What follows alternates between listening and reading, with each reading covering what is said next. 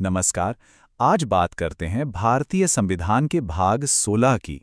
इसको थोड़ा आसान भाषा में समझने की कोशिश करते हैं। सोचिए, क्या कोई दस्तावेज मतलब सिर्फ कागज पर लिखे कुछ नियम समाज को सच में ज्यादा निष्पक्ष बना सकते हैं? ये एक बहुत बड़ा सवाल है ना?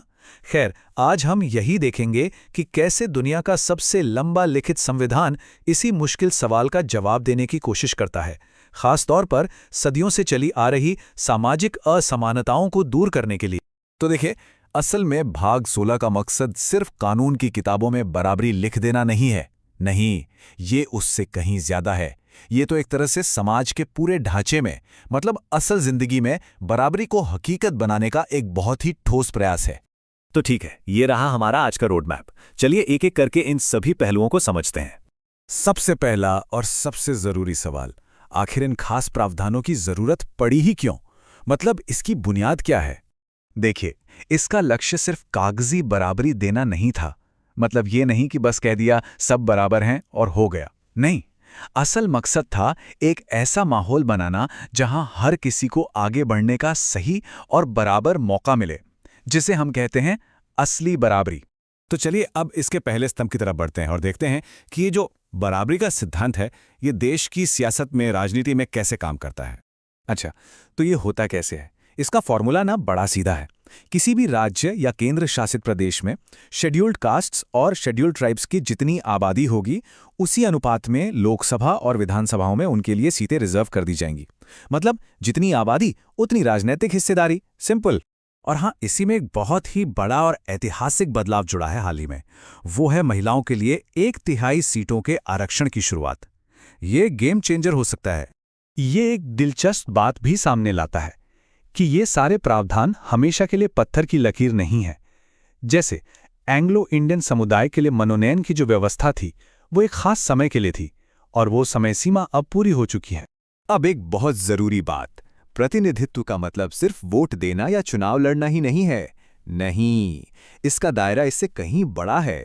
ये रोजमर्रा के मौकों तक जाता है, जैसे कि सरकारी नौकरियां और पढ़ाई लिखाई। ये जो अनुच्छेद 335 का हिस्सा है ना, ये एक बहुत ही नाजुक संतुलन की बात करता है। एक तरफ तो ये कहता है कि प्रशासन की कुशलता मतलब एफिशिएंसी बनी रहनी चाहिए, और साथ ही दूसरी तरफ ये भी सुनिश्चित करना है कि अनुसूचित जाति और जनजाति के लोगों के दावों को नजरअंदाज न किया जाए। तो ये एक बैलेंसिंग एक्ट है। एंग्लो इंडियन समुदाय के लिए जो नौकरियों में आरक्षण था, उसे खत्म करने का तरीका देखिए। ये एकदम से नहीं किया गया, बल्कि एक स्टेप बाय स्टेप प्रोसेस था, एक चरणबद्ध तरीका। ये दिखाता है कि संविधान बनाने वालों ने इन बदलावों के लिए भी एक साफ और समयबद्ध रास्ता सोचा था। और बिल्कुल इसी तरह का नजरिया शिक्षा के क्षेत्र में भी अपनाया गया। एंग्लो इंडियन समुदाय को जो खास एजुकेशनल ग्रांट्स मिलती थीं, उनके लिए भी एक सनसेट क्लॉज था। मतलब एक तय समय सीमा के बाद ये खत्म हो जानी थी। तो अब सवाल ये उठता है कि ये सब जो नियम कानून हैं, इनको जमीन पर लागू कौन करवाएगा? इनकी निगरानी कौन करेगा? यहीं पर आते हैं हमारे संवैधानिक वॉचडॉग्स, या कह लें प्रहरी। सबसे पहले राष्ट्रीय अनुसूचित जाति आयोग। ये एक बहुत ही शक्तिशाली संस्था है, जिसके सदस्यों की नियुक्ति सीधे राष्ट्रपति करते हैं। फिर ठीक इसी तरह का एक और आयोग है जो खास तौर पर अनुसूचित जनजातियों के हितों की रक्षा के लिए काम करता है।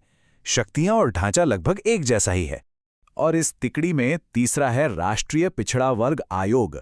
इसका काम है सामाजिक और शैक्षिक रूप से पिछड़े वर्गों के अधिकारों को सुरक्षित करना।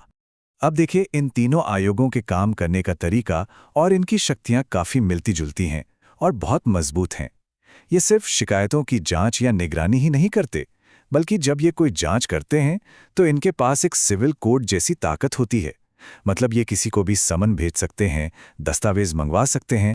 तो चलिए अब हम इस कहानी के आखिरी और शायद सबसे दिलचस्प हिस्से की ओर बढ़ते हैं और ये देखते हैं कि ये प्रावधान समय के साथ कैसे बदले हैं, कैसे विकसित हुए।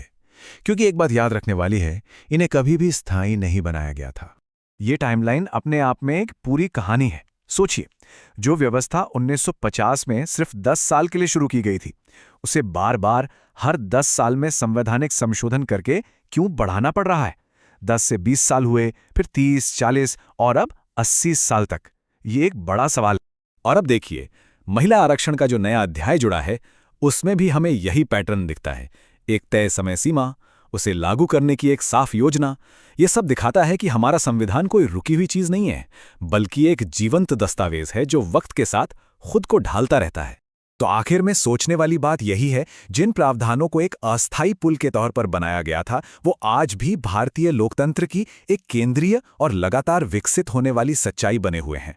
मतलब साफ है, ये संवैधानिक बातचीत अभी खत्म नहीं हुई है, और ये हमें एक बड़े सवाल के साथ छोड़ जाती है कि इनका भविष्य क्या है और ये हमें किस दिशा में ले जा रहे हैं।